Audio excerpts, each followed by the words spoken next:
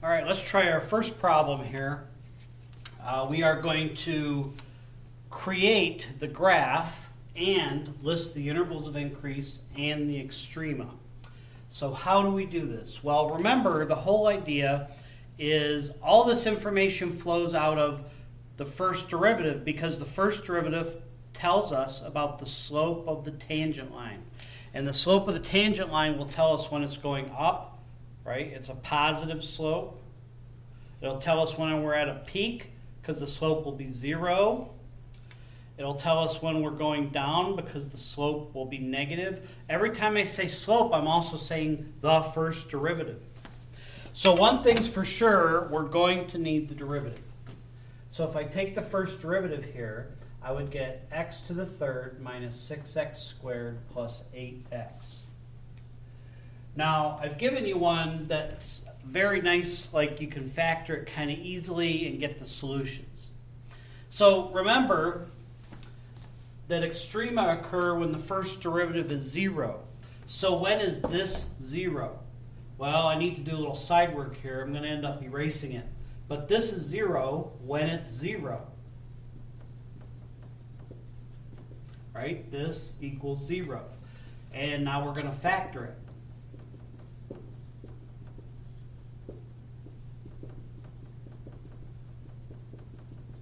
So this particular function has either a maximum or a minimum at x equals 0, x equals 4, and x equals 2.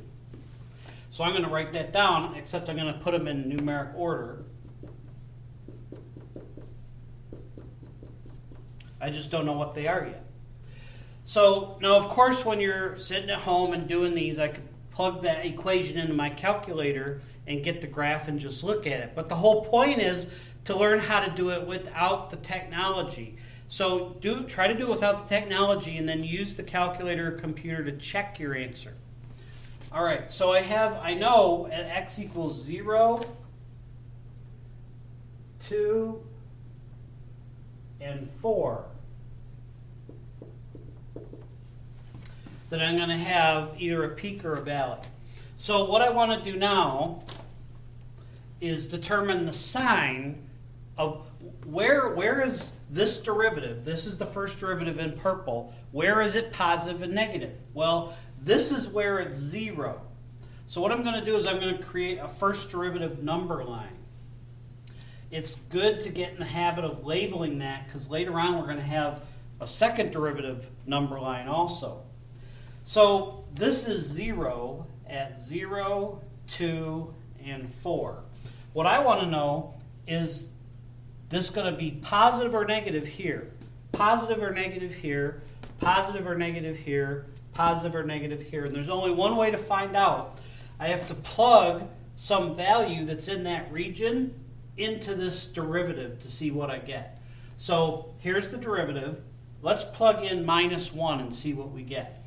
So I'd get in my derivative minus 1 cubed minus 6 times minus 1 squared plus 8 times minus 1. So I get minus 15, but I really don't care that it's minus 15. I only care that it's, here, I'll put it right here. It's negative right there. It's 0 at 0, that's why it's on the number line. Is it positive or negative? Is the first derivative positive or negative between 0 and 2? Well, I think we'll plug in 1. So that would be 3, that's positive. So this is positive between 0 and 2. Between 2 and 4, I could plug in the number 3 to figure that out.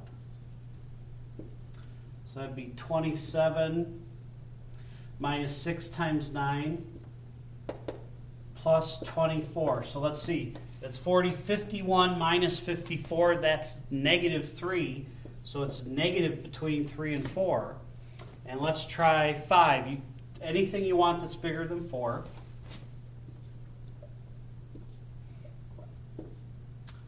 So I get 125. 6 times 25 is 150. And that's 40. So that's 165 minus 150. That is positive 15. So that means behind the 0, it's now, one thing I don't know is where to put the dot. So, but I do know this. See how the first derivative is negative? That means all the way back to minus infinity, up to that first extreme value, it is decreasing. From 0 to 2, it is increasing. From 2 to 4, it is decreasing. And from 4 all the way up to infinity, it is increasing. So this is done now, right? See how important my first derivative number line is? And being able to fill that out, that gives me all my intervals of increase and decrease. Now the only thing I'm missing is I don't know where these are. Like, I don't know where those points go. So I have to figure out a coordinate. I'll put these over here. I know the x value, but I have no idea what the y value is. Well, how do you get a point? You plug in the x and you get a y. But look at how busy this problem is. What do you plug the x in to get the other part of the coordinate of the actual curve? The actual equation. You have to plug, to get a point on a curve, you got to plug an x into the actual equation, not the derivative, and get the y. So I got to plug 0 into this equation. Well, that's easy. 0, 0, 0. This one I got to plug 2 into that equation. So let's see, that would be 1/4 times 16 minus 2 times 8 plus 4 times 4. That would be 4 minus 16 plus 16, so 2 comma 4. Now I got to plug 4 into that. 1/4 of 256 minus 2 times 64 plus 4 times 4. No, 4 times 16 would be 64 minus 128 plus 64. That's looking like 0. So unless I made an error here, I'm going to plot those points. 0, 0, 2, 4, and 4, 0. Now look at your number line. We have to be going down, hit either a peak or a valley, and then go up. Think about that. I'm going down, then I'd have to do this, and then that has got to be a minimum. To go down and then up is a minimum. If you're walking through like a mountain range, and if you're walking down and then start walking up, you just pass by a low point. So that makes this a minimum. So what I would do on the picture is just draw that much of it. I know that's a minimum. How about that 2? Well, I go up, right? I'm going to be going up and then down. That's got to be a maximum. So just draw that little bit. That's a maximum. And then the 4, I'm going down and then up. Down and then up. So now you just got to connect. This is all one curve. So this must have to connect to this. And this must have to connect to that. And then that's going up and it never stops going up.